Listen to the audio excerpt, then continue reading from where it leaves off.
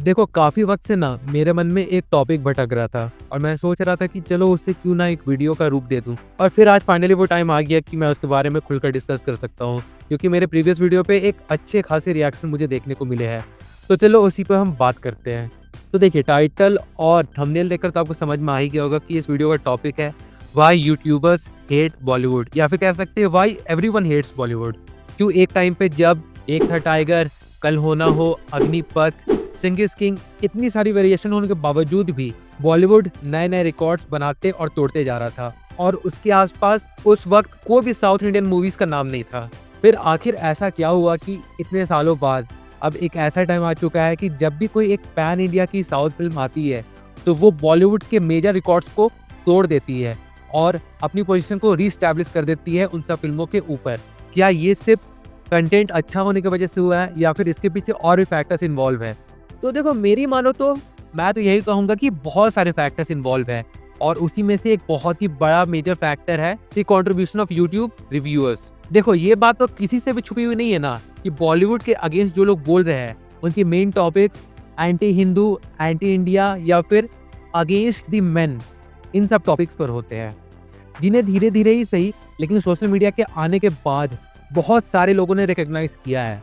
और इसलिए आपको ऐसे ऐसे वीडियोस देखने को मिल जाएंगे जहां, हाँ, मैं मानता हूं कि इन वीडियोस में ये लोग जो कह रहे हैं उसमें से सारी बातें तो सच नहीं है, या फिर सारी बातों से मैं खुद एग्री तो नहीं कर सकता हूं, बट स्टिल ऐसे वीडियोस में ऐसी बहुत सारी बातें हैं ना जिस पर बॉलीवुड को गौर करना चाहिए।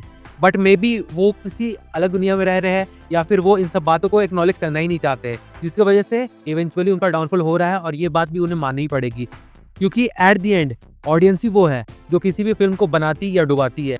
भले हम कुछ भी कह ले, लाइक किसी एक्टर को सक्सेस पाने के लिए बहुत सारे प्रोड्यूसर्स के सामने हाथ फैलाने पड़ते हैं ताकि वो उन्हें अपनी मूवीज में ले ले, ये सब।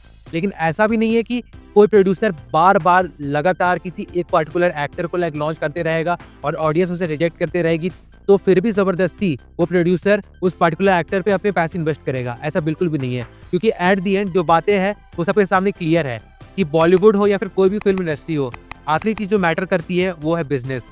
अगर कोई इंसान वो बिजनेस नहीं ला पाया जिसकी प्रोड्यूसर को उम्मीद थी, तो भले वो एक्टर उस प्रोड्यूसर कितना भी खास क्यों ना हो, आफ्टर सम टाइम उसे मूवीज मिलना बंद हो ही जाएगा। पर खैर चलो, ये तो एक अलग टॉपिक हो गया। अभी हम बात करते हैं कि डज यूट्यूबर्स हेट बॉलीवुड। तो देखो, उसका जवाब हाँ भी है और नहीं भी। लेकिन जो हाँ वाला सेगमेंट है ना, उसमें बहुत सारी चीजों का इन्वॉल्वमेंट है, और जो ना वाली चीज है कि मतलब नहीं, लोग बॉलीवुड को हेट नहीं करते हैं, उसमें बहुत सारे छोटे छोटे फ्रेगमेंट्स इंक्लूडेड है। देखो, मैंने ये बात बहुत सारे वीडियोस में अपनी कही है, और मैं इस बार भी इसी को रिपीट करना चाहता हूँ कि कोविड के बाद थिएटर बिजनेस जो है वो बहुत ज़्यादा हैम्पर हो चुका है। भले अभी हम 1000 करोड़, 1500 करोड़ इन सब वाली मूवीज को विटनेस कर रहे हैं, लेकिन उसके बावजूद जो कलेक्शन हुआ करता था एक टाइम पे प्री कोविड में, वो काफ़ी ज़्यादा था। वो इसलिए क्योंकि जितनी भी सारी मूवी रिलीज हुई है ना कोविड के बाद, उसमें से मैक्सिमम फ्लॉप ही हुई है। चाहे वो सिर्फ बॉलीवुड की बात नहीं है, आप उसे बॉलीवुड, टॉलीवुड, सैंडलवुड, सारी इंडस्ट्री पे आप लागू कर सकते हैं इस बात को। और जो मेजर रिलीजेस हो गई जैसे RRR, पठान, जवान, गदर 2, एनिमल, पुष्पा 2, KGF 2, कल्कि 2898 AD, अगर इन सब को हटा देना तो इनके अलावा बहुत बड़े सक्सेस वाली फिल्मों का नाम हमें शायद ही कोई याद होगा। और इनमें से भी जो मेजर फिल्में हैं ना, उन्हें यूट्यूबर्स ने बहुत ज़्यादा सपोर्ट किया था। लेकिन जब बात आती है बॉलीवुड की पठान, जवान, गदर 2, इन सब फिल्मों की, तो इन्हें ट्रोल झेलना पड़ा था, और इस बात से कोई भी डिसएग्री नहीं कर सकता। हाँ, भले मानता हूँ कि पठान और जवान को हेट करने वाली ऑडियंस अलग थी और गदर 2 को हेट करने वाली ऑडियंस अलग थी, बट स्टिल दोनों को हेट मिला था। लेकिन जब बात आई साउथ इंडियन फिल्म्स की, जैसे KGF चैप्टर 2, कल्कि 2898 AD, पुष्पा 2, RRR, इन सब फिल्मों की, तो शायद ही कोई यूट्यूबर होगा जिन्होंने इन सब फिल्मों के बारे में कुछ गलत कहा हो। तो अब बात ये आती है कि आखिर लोगों को बॉलीवुड से दिक्कत क्यों है। तो देखो, उसके पीछे बहुत ही सिंपल सा कारण है। सबसे पहले लाइक फॉर एग्जांपल हम पठान को कंसीडर कर लेते हैं, ठीक ना। पठान की जो स्टोरी थी उसमें कोई भी डिसएग्री नहीं कर सकता इस बात से, जो पाकिस्तान प्रेम है ना उसे खुलकर दिखाया गया था, उसे शुगर कोटेड भी किया गया था, और सबके सामने इस तरीके से प्रेजेंट किया गया था जो मेजॉरिटी ऑफ द ऑडियंस जिन्होंने भी उस फिल्म को देखा था उन्हें हजम नहीं हो रही थी।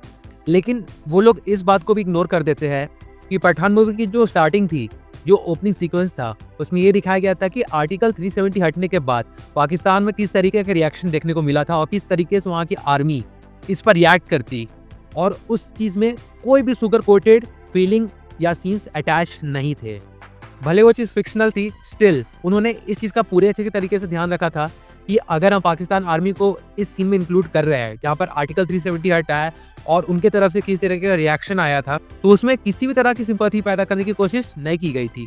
लेकिन लोग इस बात को इग्नोर कर देते हैं और इस चीज़ का कारण भी बहुत तगड़ा है। बट आगे की ड्यूरेशन में ऐसे कई सारे सीन्स थे जो इस पार्टिकुलर ओपनिंग सीन को ओवर शैडो कर देते हैं। एंड मैं ये चीज़ एज अ पॉजिटिव वे नहीं, एज ए नेगेटिव वे में बता रहा हूँ। और इसी के चलते फिल्म में जो पाकिस्तान प्रेम की जो बातें कही गई थी ना, वो दिखती है and nobody can ignore it. और जिन लोगों को इस चीज़ से दिक्कत थी, जो कि मेजॉरिटी में थे, उन्होंने इसके खिलाफ अपने व्यू सोशल मीडिया या फिर प्रोटेस्ट के थ्रू दिखाए। फिर उसके बाद आई Tiger 3, same Pakistan love involve.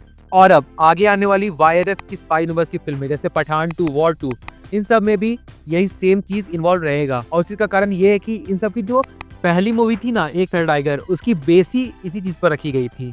और इसलिए पठान हो या फिर टाइगर 3 हो, इन सब फिल्मों के जो रिएक्शन थे ना जनरल पब्लिक में, वो कम से कम इनके जो सब्जेक्ट है ना उसके अगेंस्ट में थे। दैट्स वाई टाइगर 3, जिसे लाइक 2023 का सबसे बड़ा बॉक्स ऑफिस मॉन्स्टर बोला जा रहा था, उसने पठान की आधी भी कमाई नहीं की। फिर उसके बाद आई जवान, जिसके अगेंस्ट भी बहुत सारे यूट्यूबर्स ने अपने वीडियोस में ये बताया कि कैसे जवान अनार्की को बढ़ावा देती है। फिर उसके बाद अगर हम पॉलिटिक्स से हटकर बात करें तो मूवीज लाइक भूल भुलैया 3, जिसकी एंडिंग में हमें कुछ ऐसी चीजें दिखाई गई जो बिल्कुल भी अनएक्सपेक्टेड था। उसके बाद और मूवीज जैसे बधाई दो, चंडीगढ़, करे आशिकी, एक लड़की को देखा तो ऐसा लगा, मजा माँ, ना जाने कितनी सारी मूवीज। और अगर देखा जाए तो इनकी बातें भी सही है, क्योंकि अगर कंटेंट की बात करें तो जो मेजर पब्लिक देखना चाहती है वो बॉलीवुड से धीरे धीरे करके पूरी तरीके से गायब होते जा रहा है। और जो थोड़ी बहुत एंटरटेनिंग मूवीज बन रही थी ना, जैसे रॉकी रानी की प्रेम कहानी, उसमें भी बीच में कुछ ना कुछ वोक मैसेज छुपाकर लोगों के सामने पेश करना, उस मूवी की जो ऑथेंटिक वाइब थी ना, उसे मार दे रही थी।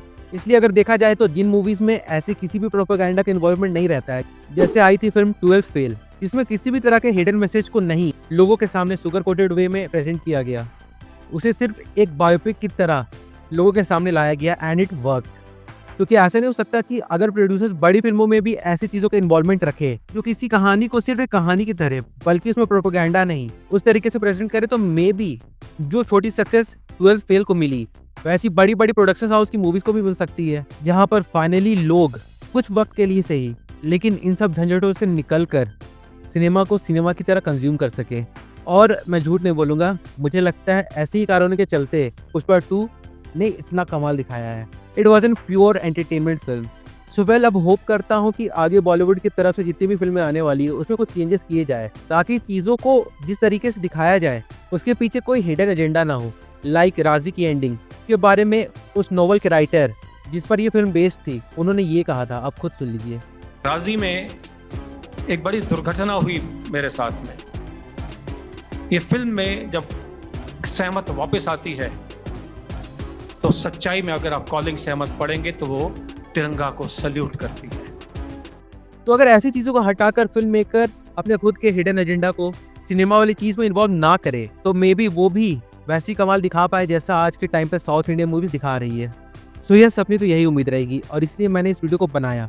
और हाँ, मैं ज़रूर से जानना चाहूँगा कि आपका इस बारे में क्या सोचना है कि क्या यूट्यूबर्स सच में बॉलीवुड को हेट करते हैं, या फिर जिस तरीके की वो फिल्में अभी लेकर आ रहे हैं उसके तरफ से लोगों के बीच इनके जो रिएक्शन है वो इसी प्रकार है।